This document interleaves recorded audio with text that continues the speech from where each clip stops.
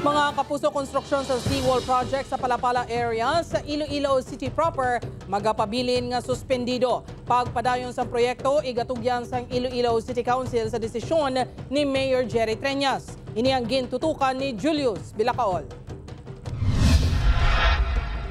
Bangodyara na sa 70% nga completion rate. Ginhingyo sa Department of Public Works and Highways sa Iloilo City Government nga padayonon na lang tubtob matapos ang pagpaobra sang seawall project sa Iloilo City proper. Tigaylo sa una sining request nga pahanugutan nga makatrabaho sa sulod sa 10 ka adlaw para magamit ang materyales nga ginbakal para sa proyekto. Apang sang ini ang gintalakay sang Committee on Infrastructure kay ina, hindi kumbinsido sini ang chairman sang komitiba. Mabalik naman ta sa square one nga dapat i-comply nila ang requirements. Suno kayang, wala sa gihapon mahatag sang DPWH ang ginapangayo nga mga dokumento sang Iloilo City Government.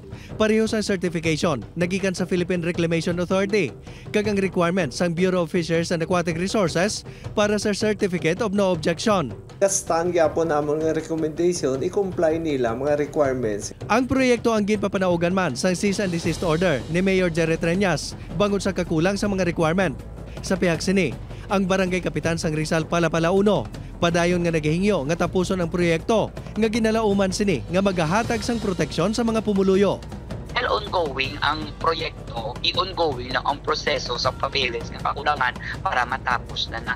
Sanggin pakigangutan sang news team, wala na sang paatag pa nga ginahatag ang pamunuan sang DPWH 6. If they will not allow us to continue, then we will just wait for the time that we will be allowed to continue.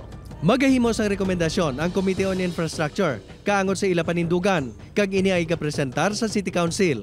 Upod kay Cirilo Rendoque, Julius Bilacaol, 1 Western Visayas.